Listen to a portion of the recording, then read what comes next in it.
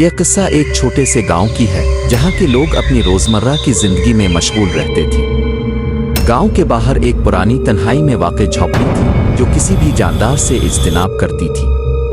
गांव के बच्चे, बुजुर्ग और नौजवान सब इस जगह से दूर रहते थे। इस झोपड़ी की तारीख भी बहुत पुरअसरार थी। कहा जाता था कि ये झोपड़ी कई दहाइयों से खाली पड़ी थी और गांव के लोग इसे गुबार कहकर बुलाते थे, मगर किसी ने कभी इसकी हकीकत जानने की कोशिश नहीं की। गांव के बुजुर्गों का कहना था कि वहां कुछ गैर फितरी चीजें हो रही थी जो किसी भी इंसान की समझ से बाहर थी।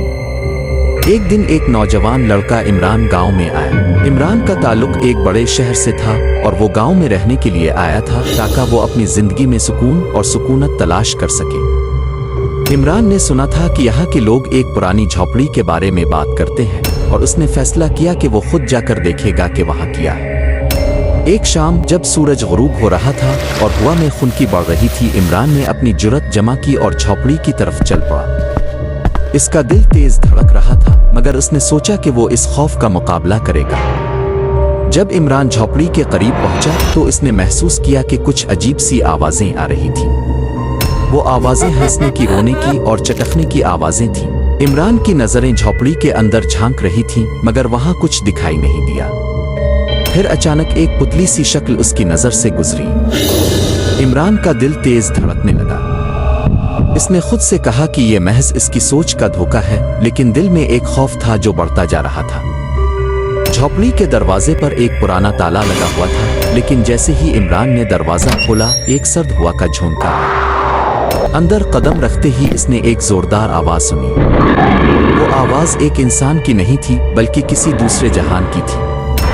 दरवाजा बंद होने के बाद इमरान को महसूस हुआ कि इसकी सांस रुक सी गई। ये आवाजें न सिर्फ इसके जिस्म में खौफ का एहसास पैदा कर रही थीं, बल्कि इसकी रूह भी हल कर रह गई थी। इसने आंखें बंद की और फिर से आवाजों को सुना।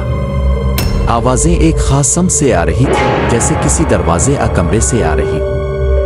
इमरान ने इस खौफनाक मकाम पर खड़े होकर कुछ और जुर्रत की। वो दरवाजा खोलकर अंदर दाखिल हुआ और कदमों की आवाज सुनकर मुतवज्जे हुआ। ये एक तारीक कमरा था जिसमें न कोई खिड़कियां थीं और न ही रोशनी। इसके कदमों के नीचे कुछ रेत सी महसूस हो रही थी। फिर अचानक एक भारी आवाज सुनाई दी, जैसे कुछ बड़ी चीज गिरे। इमरान ने फौरन पलट कर देखा, लेकिन कुछ नहीं। इतने में एक सियाह धुंध उसके सामने आ गई और फिर एक शक्ल नमूदार हुई। वो शक्ल इंसान की नहीं बल्कि कुछ और ही थी। इसके बदन पर दाग थे और उसकी आंखों में एक अजीब सी रोशनी चमक रही थी। इमरान ने फौरन पीछे हटना शुरू किया, लेकिन वो शक्ल उसके पीछे आना शुरू हो गई। हर कदम पर वो आवाजें और दबाती हुई सांसें महसूस कर रहा था। इमरान के दिल की धड़कन तेज हो गई और वो हाँफते हुए भागने लगा। मगर जैसे ही वो दरवाजे तक पहुंचा, दरवाजा खुद ब खुद बंद हो गया। अब इमरान मुकम्मल तौर पर कैद हो चुका था।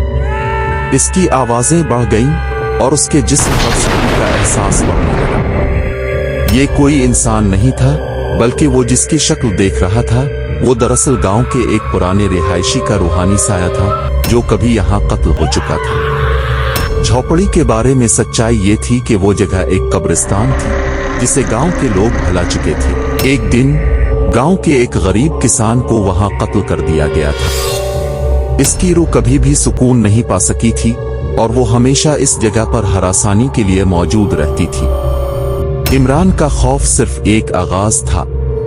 वो जान चुका था कि इसका मुकाबला करने के लिए इसे गांव की तारीख जाननी होगी और इस रूह के तस्कीन के लिए कुछ करना होगा।